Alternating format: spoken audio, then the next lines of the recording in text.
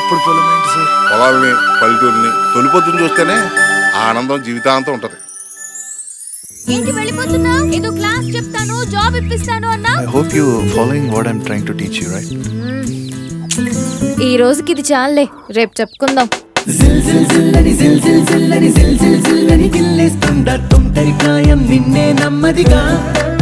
పేరేంటో? గౌతమ్ అంట.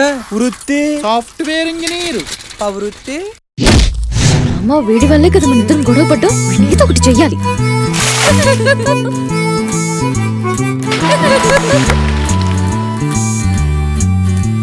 I love you Gautam.